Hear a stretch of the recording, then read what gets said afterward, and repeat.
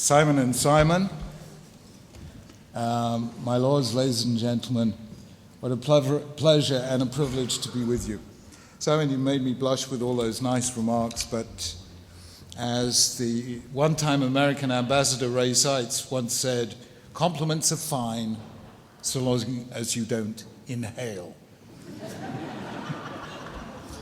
So the truth is, to both Simons and to all of you, the greatest privilege in life is to have a little share, which we all have, in being part of Am Yisrael, the Jewish people, and having a little share in some of the great things the Jewish people has always done and continues to do. I was once very amused. Do you remember when the atheists paid money to have the buses with the slogan? Do you remember? Probably God doesn't exist. And I replied, yes, if you're talking probabilities, that's probably right. But Judaism never believed in probability. In Judaism, we believe that faith is the power to defeat probability by the sheer power of possibility. And I cannot think of a more eloquent testimony to what ORT actually does and continues to do. I will never forget that day, Lord Young, how many years ago was it, when we opened... What was that, jackpot or... The good news is you've discovered how to stop a Chief Rabbi in its tracks. The bad news is you can't use it on Shabbos.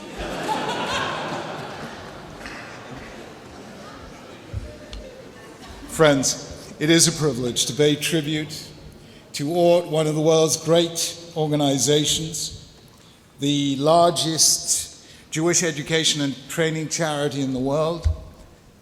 ORT itself is now some 131 years old, but British ORT is celebrating its 90th anniversary.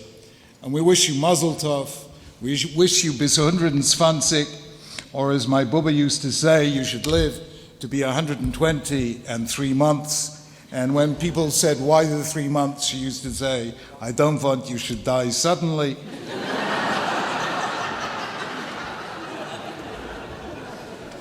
I wouldn't even attempt to tell you the Russian for which ORT is an abbreviation.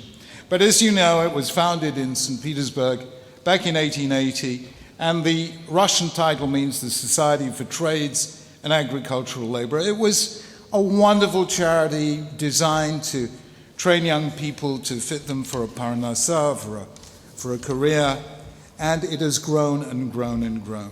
ORT functions today in 56 countries across the world. 250,000 students each year are its direct beneficiaries. It does so in Israel, where it's Kadima Madha, the science curriculum is being taught now to some 240,000 students at 188 schools. ORT continues, as we've heard from Simon, to operate in Russia and in all parts of the FSU, in Ukraine, Belarus, Moldova, Latvia, Lithuania, Estonia, Georgia, and Kazakhstan, in Latin America and elsewhere. And for 90 years, British ORT has been raising awareness of the extraordinary work of this organization. And of course, this evening and this year, with particular reference to the 18 Jewish day schools that ORT runs in the former Soviet Union. For many of those young people, those ORT schools are their one real living connection with Judaism. And the work that ORT is doing is just magnificent. And I regard it as a humble privilege to pay tribute to your work and to wish you continued and blessed success. Friends, I wonder if I can just very quickly tell you a little story here, because I want to put the work of ORT in a little bit of historical context. We are living through one of the greatest periods of turbulence in history. We are going through turbulence. We've seen the Arab Spring, we've seen governments overturned throughout the Middle East. We have seen turbulence in Europe. And all of this is symptomatic of one of the great moments of change in civilization. And the reason is very simple. The biggest changes that take place in civilization are when there is a fundamental change in the way we record and transmit information. Every other technological change makes a local difference, but the way we transmit and record information makes a systemic difference. It changes everything. And we are seeing right now, there have been 3 such revolutions in human history, and we are living through the 4th, instantaneous, worldwide, global communication. You can see the power that this has. Nice Jewish boy at Harvard named Mark Zuckerberg has a row with his girlfriend, invades Facebook, end result is governments fall in Tunisia, Egypt, and Libya, etc. And this is the biggest single change since Revolution 3, the invention of printing in Europe, in Germany, mid-15th century, Johannes Gutenberg, in England, William Caxton, which led to the spread of mass literacy, the Reformation, the wars of religion, the rise of science, everything that we call the birth of the modern. What was the first great revolution in information technology? That took place 5,000 years ago with the invention of writing. In Mesopotamia, cuneiform. And writing was the birth of civilization because for the first time it meant that we could record information bigger than one person's memory. Writing was independently invented 7 times. In cuneiform in Mesopotamia, in Egypt in the form of hieroglyphics, in the form of Chinese ideograms, the Indus Valley script, the Mayans, the Aztecs, and the Minoan writing that we call Linear B. That was the first revolution. Why am I telling you this? Because of the second revolution. The second revolution was the invention of the alphabet. The alphabet was invented only once. The first alphabet was Hebrew. That's why it's called alphabet, Aleph, Bet. The first alphabet was discovered, the earliest form of it, in 1903 by the British anthropologist Flinders Petrie in the Sinai Desert. It goes back 38 centuries. Hebrew, or Proto-Semitic, was the first ever alphabet. That changed the world. Why? Because with ideograms or cuneiform or hieroglyphics, you have to remember many symbols. The official Chinese dictionary of 1870 had 40,000 ideograms. You know, how long does it take you to learn 40,000 ideograms? A long time. Even the simplest pre-alphabetical writing, the simplified demotic Egyptian hieroglyphics, meant you had to learn 450 characters. That meant that not everyone could read or write. You had an elite that was a literate and cognitive elite. What happens with the invention of the alphabet, reducing the symbol set to 22 letters, means for the first time you could think of a society of universal literacy. And that is what Judaism represented. The first time in history that anyone ever thought that every child can learn to read or write. That is what the prophet Isaiah means when he says, V'chol banaich limudei Hashem v'rav shalom banaich. All your children will be learned of God, and great will be the peace of your children. Every one of you, 27 centuries ago, Isaiah said that. More than 3,000 years ago.